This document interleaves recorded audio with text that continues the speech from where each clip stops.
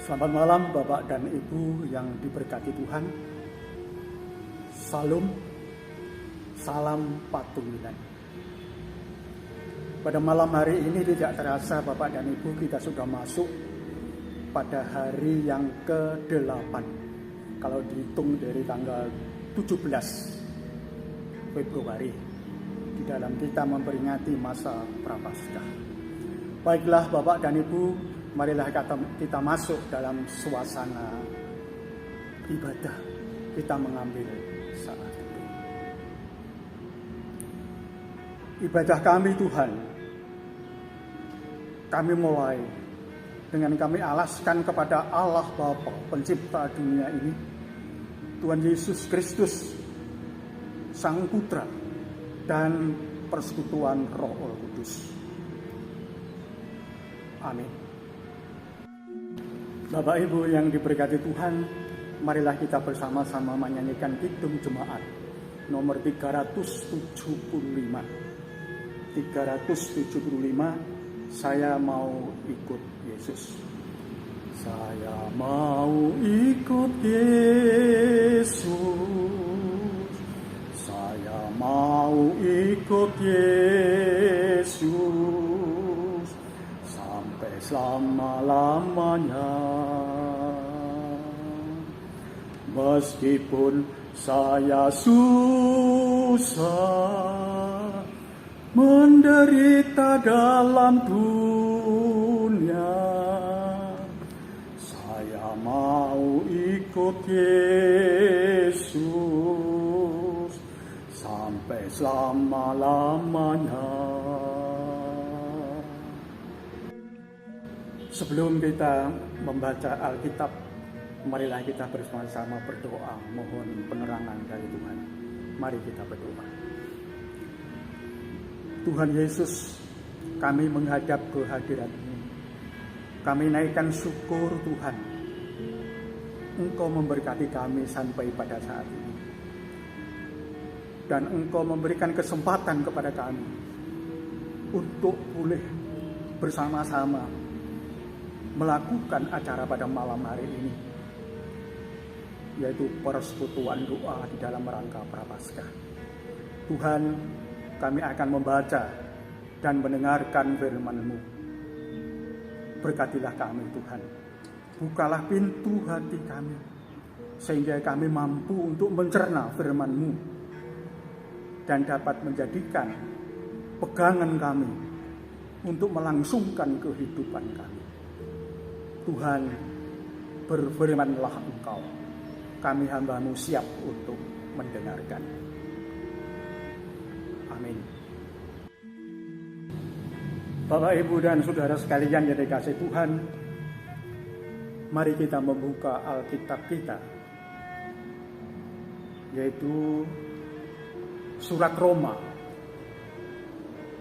pasal 3, ayat 21 sampai dengan 31, demikian firman-Nya.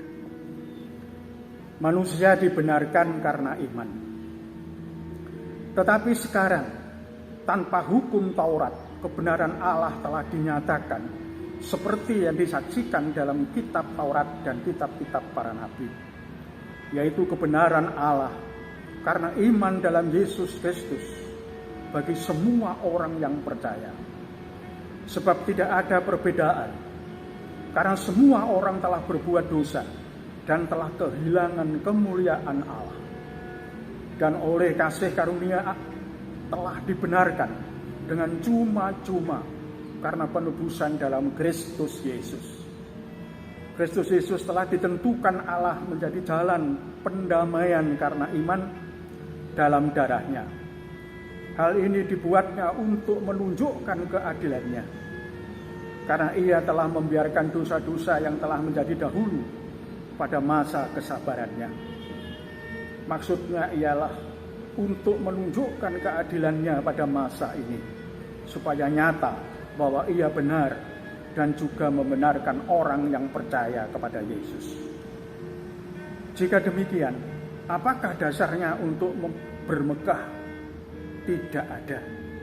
Berdasarkan apa? Berdasarkan perbuatan? Tidak. melainkan berdasarkan iman.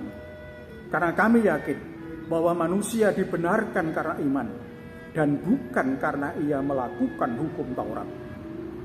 Atau adalah Allah hanya Allah yang Yahudi saja? Bukankah ia juga adalah Allah bangsa-bangsa lain? Ya benar, ia juga adalah Allah bangsa-bangsa lain.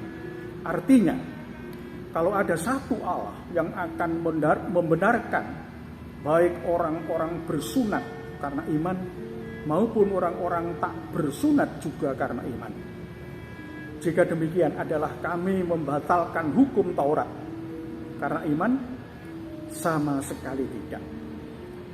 Sebaliknya kami meneguhkannya. Nah, demikian Bapak dan Ibu pembacaan firman Tuhan dan ayat yang perlu kita gumuli pada malam hari ini. Saya akan baca ulang pada ayat 23. Demikian. Karena semua orang telah berbuat dosa dan telah kehilangan kemuliaan Allah. Berbahagialah kepada kita semua, baik yang membaca, yang mendengarkan, agar kita mampu untuk mencerna firman ini, kita masukkan dalam hati kita sebagai dasar dalam kehidupan kita sehari-hari. Amin. Bapak, Ibu, dan Saudara yang diberkati oleh Tuhan, tema kita dalam masa Prapaskah ini adalah berbunyi demikian: ketergantungan mutlak kepada kasih karunia Kristus. Nah, Bapak Ibu, tentunya kita sudah mengetahui apa tujuan Yesus itu datang ke dunia. Yesus datang ke dunia bukan untuk membuat agama. Tidak. Tuhan Yesus tidak membuat agama. Tapi sesuai firman Tuhan dalam Yahya 3 ayat 16. Karena demikian Allah mengasihi isi dunia ini, sehingga dikaruniakannya anaknya yang tunggal itu, supaya barang siapa yang percaya pada Dia tidak binasa, tetapi beroleh hidup yang kekal. Kata yang terakhir, hidup yang kekal. Jadi tujuan Yesus datang ke dunia adalah untuk memberi hidup. Kok memberi hidup? Apakah kita ini mati? Kita sering diingatkan Tuhan di dalam Roma pasal 6 ayat 23 bahwa semua orang telah berbuat dosa dan kehilangan kemuliaan Allah. Berarti Bapak, Ibu, dan saya ini berdosa. Dan dalam Roma pasal 6 ayat 23 dikatakan bahwa upah dosa adalah maut. Berarti Bapak dan Ibu dan saya harus dihukum mati. Tetapi karena kasih Allah dalam Yahya 3 ayat 16 tadi, sehingga Yesus datang untuk memberi hidup kepada kita semua. Nah, Bapak, Ibu, dan Saudara yang dikasihi oleh Tuhan, istilah hidup, kalau dalam bahasa saya asing, itu disebut bios. Bios itu bio, dalam arti fisik. Orang dikatakan bios atau bio, manakala orang itu bisa bernapas, bisa berjalan, bisa bicara. Itu bios namanya. Tapi juga ada pengertian yang lebih dalam lagi bahwa hidup itu zoe. Zoe itu artinya berkualitas, berdaya guna, tidak kontraproduktif, tapi berdaya guna. Itulah zoe. Kita tahu bahwa Adam dan Hawa pada waktu diciptakan Tuhan, dia ditaruh di Taman Firdaus. Dia itu hidupnya zoe. Dikatakan zoe karena begitu dekatnya hubungan daripada Adam dan Hawa dengan Tuhan. seringnya berkomunikasi, memuliakan nama Tuhan. Beliau berdua selalu melakukan perintah-perintah Tuhan. Maka katakanlah hidup daripada kedua orang ini adalah hidup yang suwe, hidup yang berkualitas. Tapi begitu Adam dan Hawa ini jatuh dalam dosa, yaitu dengan perantaraan ular, maka akhirnya Adam dan Hawa diusir oleh Tuhan keluar dari Taman Eden. Dan hidupnya bukan sowe lagi, tapi hidupnya bios. Sekedar hidup saja. Hidup yang tidak berdaya guna. Nah, saudara yang dikasih Tuhan, kita tahu bahwa hidup ini adalah tidak statis. Hidup itu dinamis. Seperti pada surat Roma pasal 12 ayat 2. Surat Rasul Paulus kepada jemaat di Roma mengatakan demikian, janganlah kamu menyerupai dunia ini, tapi berubahlah karena pembaruan budi. Apa artinya? Bahwa kita ini harus hidup menjadi serupa dengan Yesus. Ditulis dalam Roma pasal 8 ayat 29. Hiduplah serupa dengan Yesus. Dan dalam 1 Yahya atau 1 Yohanes pasal 2 ayat 6 ditegaskan lagi oleh Tuhan Yesus, engkau wajib hidup seperti Yesus. Nah, Bapak Ibu dan saudara sekalian yang diberkati Tuhan, bagaimana contoh hidup seperti Yesus?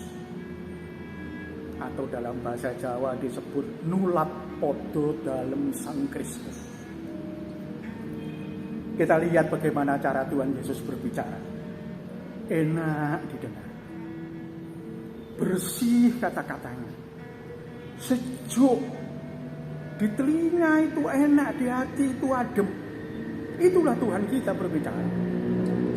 Kita harus seperti itu, saudara-saudara. Terus bagaimana Tuhan Yesus yang dilihat tiap hari? Tuhan Yesus tidak pernah melihat kemewahan-kemewahan yang ada di sekelilingnya. Tetapi yang dilihat Tuhan Yesus adalah orang-orang miskin, orang-orang yang kekurangan, orang-orang yang menderita. Itulah Tuhan kita. Dan apa yang dikerjakan oleh Tuhan kita?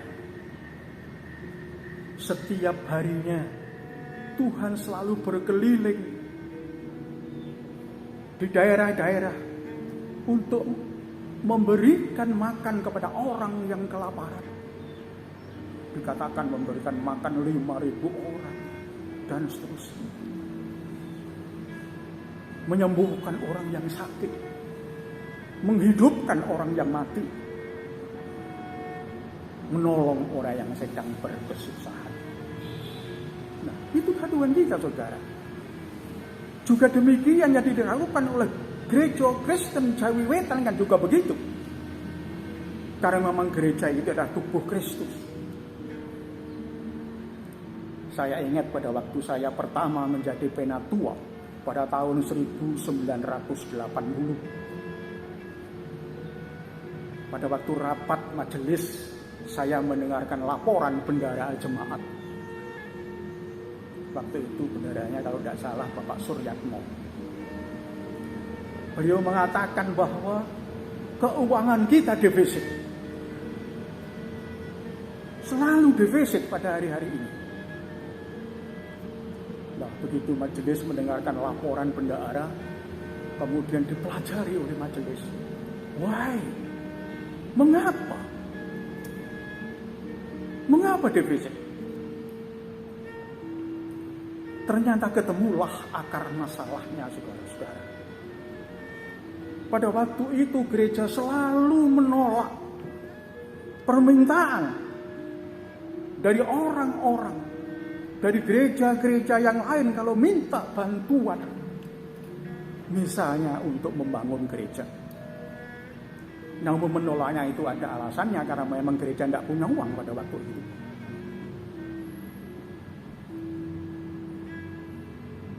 Sehingga akhirnya gereja pun mengalami kekurangan, sehingga defisit dalam laporan bendahara. Kemudian setelah peristiwa itu, Bapak dan Ibu, gereja merubah pikirannya. Gereja akhirnya mau membantu kalau ada surat datang untuk minta bantuan. Diberikanlah bantuan pada gereja walaupun tidak seberapa banyak, tergantung keuangan gereja. Nah, setelah gereja melakukan program demikian, maka keuangan gereja mengalami perbaikan, Bapak dan Ibu. Pada laporan bendahara kemudian mengatakan bahwa ada saldo. Dan sampai sekarang ini ada saldo gereja kita. Karena berkat Tuhan. Karena memang kita sudah membuka diri. Coba kita lihat kalau ada surat-surat datang minta bantuan, gereja mesti memberikan. Nah, Bapak, Ibu, dan saudara yang dikasihi Tuhan, hidup seperti Yesus, hidup seperti Kristus, nulat podo dalam Sang Kristus, itu bukan pekerjaan yang gampang. Sulit, saudara. Namun ada resep yang sangat mujarab, yang kalau kita mau melakukan, kita akan bisa hidup seperti Yesus. Apa resepnya, saudara? Resepnya adalah ada niat dan tekad dalam hati kita. Aku bertekad nulat podo dalam Sang Kristus. Sehingga akhirnya kita bisa berjumpa dengan Yesus dan meniru teladan Yesus. Nah, saudara yang dikasihi Tuhan, bahkan lewat Rasul Paulus, Tuhan Yesus pernah mengingatkan kepada kita di dalam 1 Korintus pasal 15 ayat 58. Berdirilah teguh, podo dibakuh. Berdiri teguh. Jangan kalau berdiri kita sering miut karena diterjang angin. Tapi kita tetap tegak. Yang kedua, jangan goyah. Ojo owah gingsir. Artinya bahwa sekali kita ikut Yesus, tetap harus kita pegang Yesus. Dan tetap kita ketergantungan mutlak kepada kasih karunia Kristus. Seperti tema kita di Prapaskah ini. Dan yang ketiga, giatlah dalam pekerjaan Tuhan. Ya, walaupun ibadah kita secara online, secara virtual, tidak tatap muka, tapi tetap kita semangat, tetap kita berdaya guna, tidak kontraproduktif.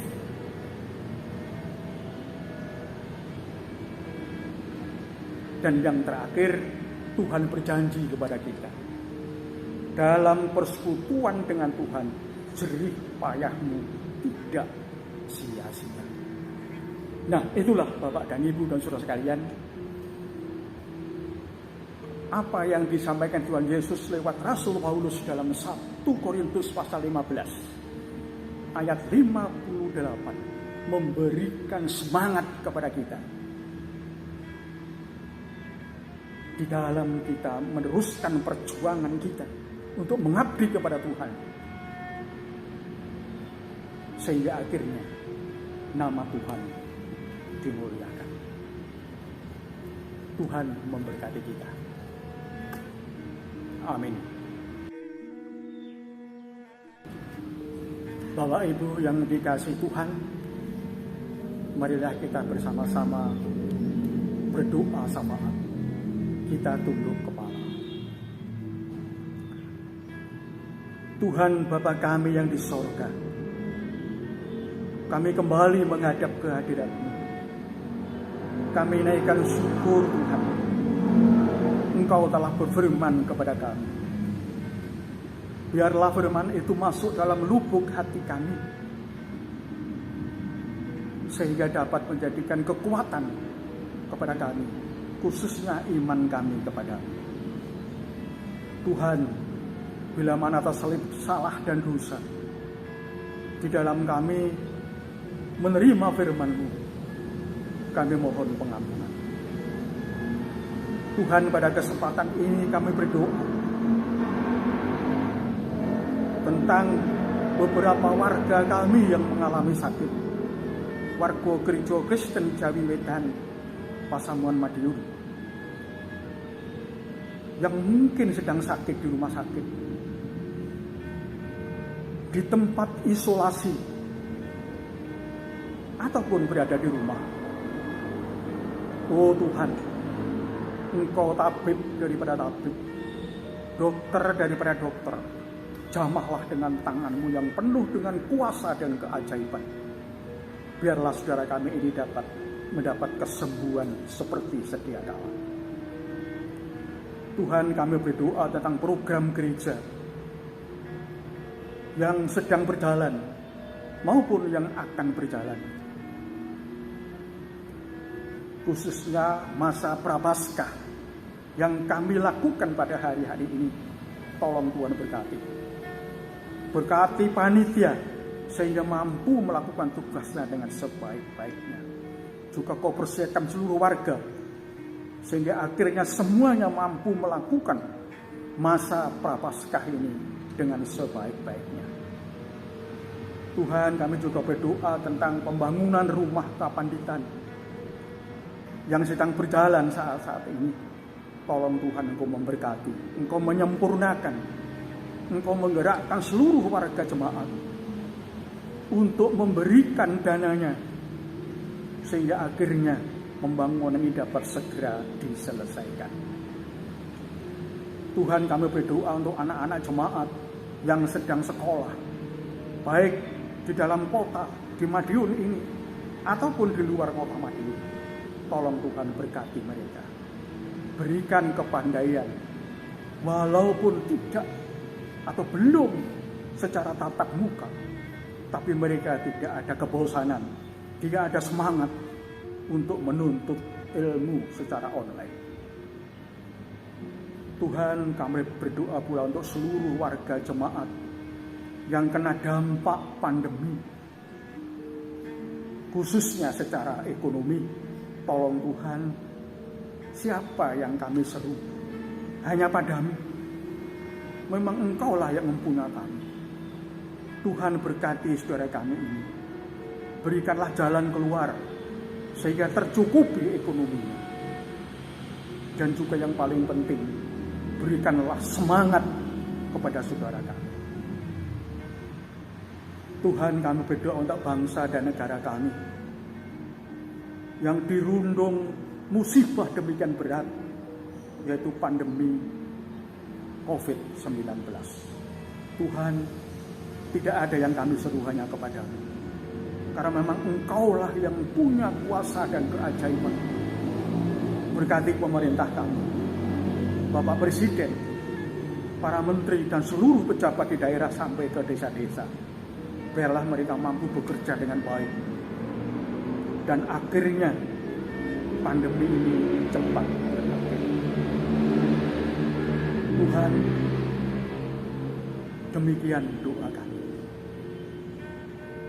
Kami yakin bahwa Tuhan mendengarkan doa kami, karena doa kami ini kami alaskan kepada Tuhan kami Yesus Kristus yang telah mengajar kami berdoa Bapa kami demikian. Bapa kami yang di surga, dikuduskanlah nama-Mu, datanglah kerajaan-Mu, Jadilah kehendak-Mu di bumi seperti di surga. Berikanlah kami pada hari ini makanan kami yang secukupnya, dan ampunilah kami akan kesalahan kami, seperti kami juga mengampuni orang yang bersalah kepada kami. Dan janganlah membawa kami ke dalam pencobaan, tetapi lepaskanlah kami daripada yang jahat. Karena Engkaulah yang punya kerajaan dan kuasa dan kemuliaan sampai selama-lamanya. Amin. Demikian Bapak, Ibu, dan saudara sekalian yang diberkati Tuhan, acara persekutuan doa pada malam hari ini. Kiranya apa yang telah kita lakukan malam hari ini ada faedahnya buat kita. Dan marilah kita bersama-sama tetap melakukan protokol kesehatan, sehingga akhirnya semuanya itu kita mendapatkan kesehatan yang baik. Salam patunggilan, sugeng istirahat, sugeng ngasokaken sarira. Mugi Gusti berkahi.